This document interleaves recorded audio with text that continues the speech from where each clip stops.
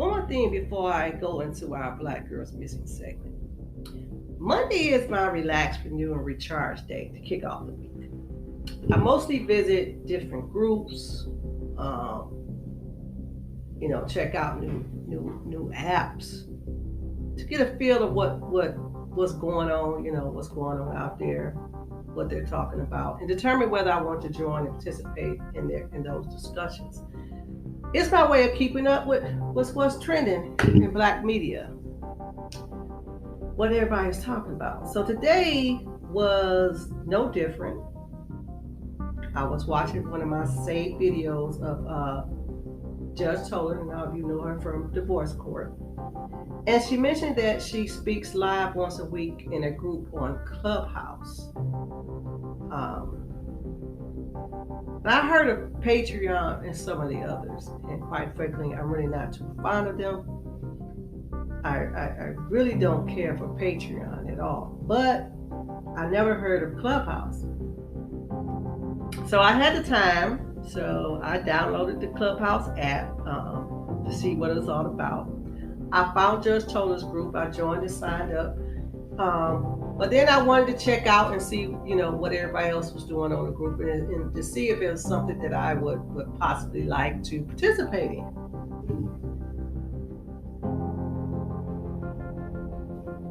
So I ran across this group.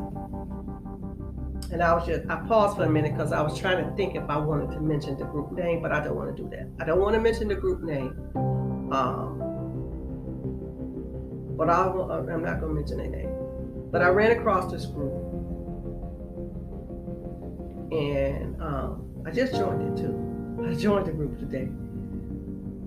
But I ran across this group and I wanted to settle, I joined the group. I want to settle into the group first. Before I actually mention the group name. So that's how I'm gonna do that. And but anyway, when I looked at the name of the group, I actually thought it was a group that I knew from Facebook. So I joined in just to listen. And when I came in, they were pretty much wrapping up their whole discussion on the case I was just talking about, on this train rape case. They was pretty much wrapping that discussion up. And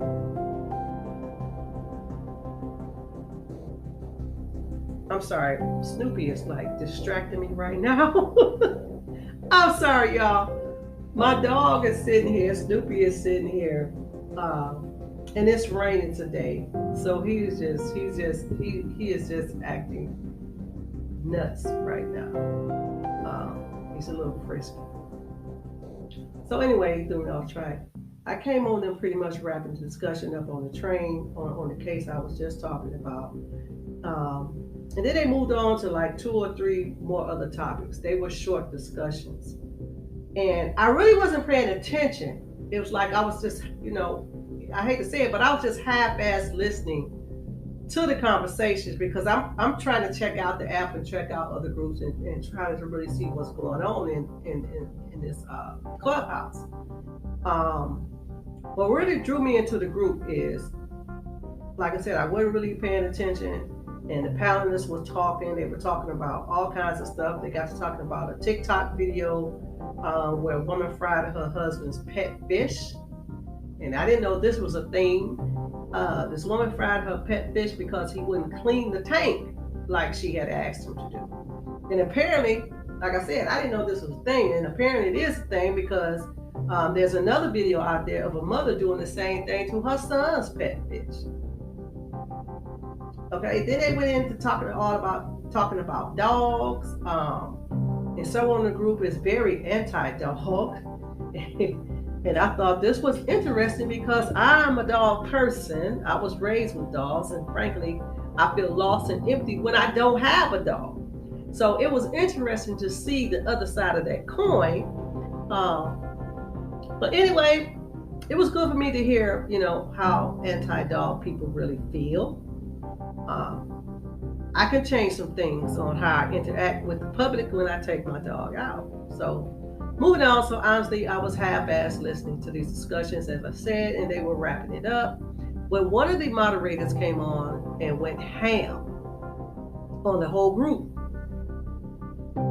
I heard some of the discussion that he was talking about. I think it was where the woman was talking, and well, a panelist was talking. They called it. A panelist was talking, and someone interrupted her, and the woman that was initially talking said something to the effect of, hold on, I'm not finished. You know, and the conversation continued. Then someone was like, oh, I'm just done. But again, the discussions continued, and they were wrapping it up, and this moderator came on and went ham on the group in defense of the woman. Apparently, she was the group leader who had interrupted one of the speakers, and one of the speaker that she interrupted, I guess he felt some type of way, like, you know, she was being disrespectful. It's not her group, and I don't know if she was a guest coming on, but apparently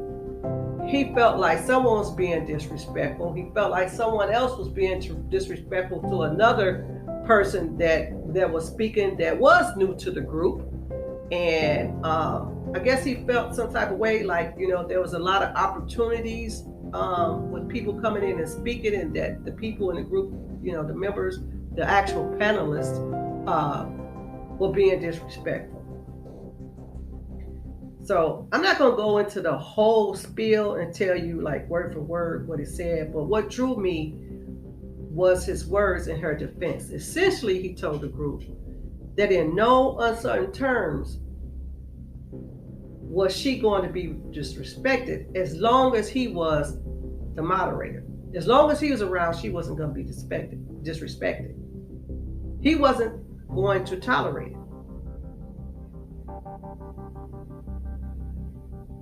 On the heels of our Black Girl Missing series and this rape case that I just talked about before, it was refreshing to hear a brother defend a sister and say, hey, you will not disrespect her, period. I'm old school. And I can tell you that brothers like him are of a dying breed. In fact, it's surprising that, to me, because he's from a younger generation, it was a surprise to me to even hear that come out of his mouth. If we had more brothers that stood up and defended us, protected us, and held us up, a lot of the stigma and stereotyping, putting us in these boxes and labeling us as aggressive, strong, bad, evil, and so on and so forth, because we have to stand up, fight, and protect ourselves, we don't have the luxury to be timid and demure all the time. But if we had that type of consistent support from the brothers, those boxes and labels would cease to exist. A lot of our Black girls missing will be here today. And this incident on this train would have been stopped before it ended the way it did.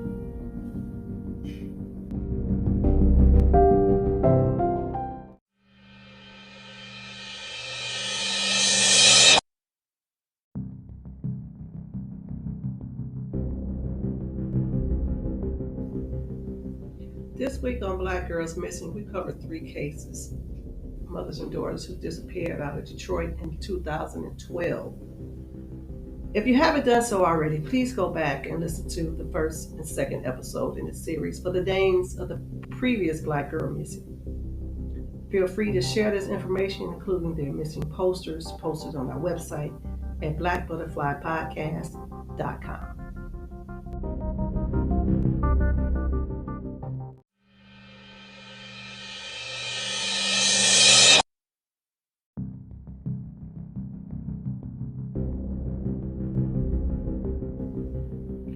Debbie Mitchell went missing out of Detroit on June 28, 2012. Debbie suffers from ADHD and was last seen in the vicinity of Joy Road in Beechwood on Detroit's northwest side. According to the police report, she was on her way to school and was dropped off by her mother at a bus stop at the intersection of Drug Road and Beechwood. She was approximately 14 years old and weighed approximately 147 pounds with medium complexion, medium length black hair, and brown eyes. Today, Debbie will be 23 years old. Please help spread the word and shine a light on Debbie Mitchell's story in an effort to bring her home, bring closure to her loved ones, and seek justice.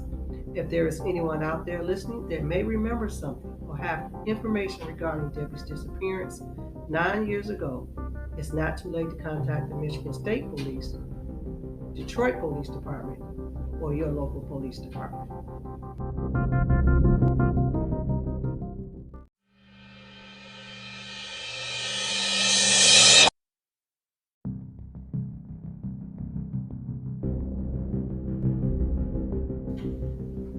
Rita Thomas disappeared out of Detroit on October 21st, 2012.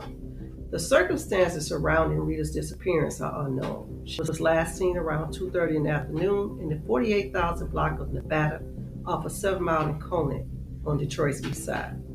She was approximately 53 years old when she disappeared, weighing about 175 pounds with medium complexion, medium length black hair, and brown eyes.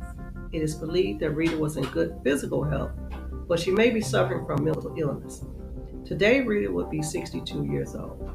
Please help spread the word and shine a light on Rita Thomas's story in an effort to bring her home, bring closure to her loved ones, and seek justice. If there is anyone out there listening that may remember something or have information regarding Rita's disappearance 9 years ago, it's not too late to contact the Michigan State Police, the Detroit Police, or the local police department.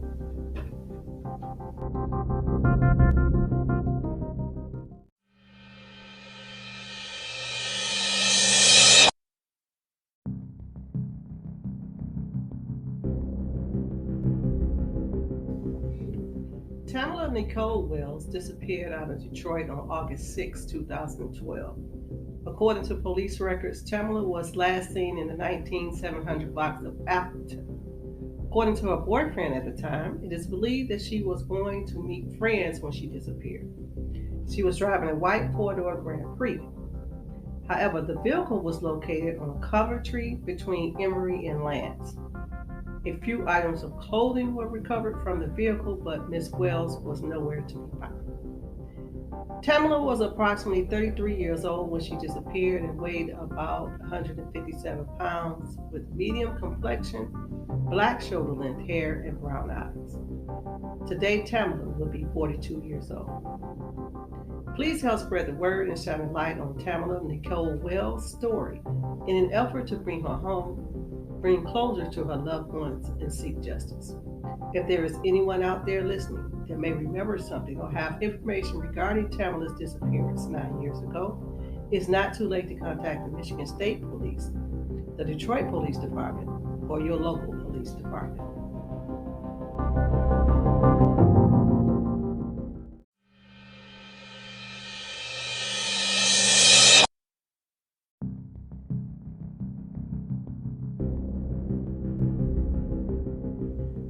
You have been listening to Black Butterfly Podcast, Black Girls Missing Series, an urgent crisis.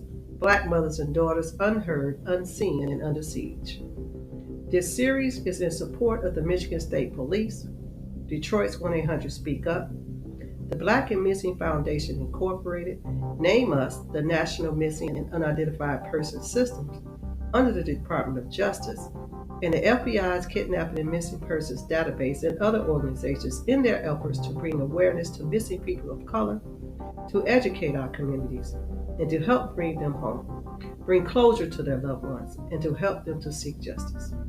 There is no statute of limitations on abduction, kidnapping, and murder.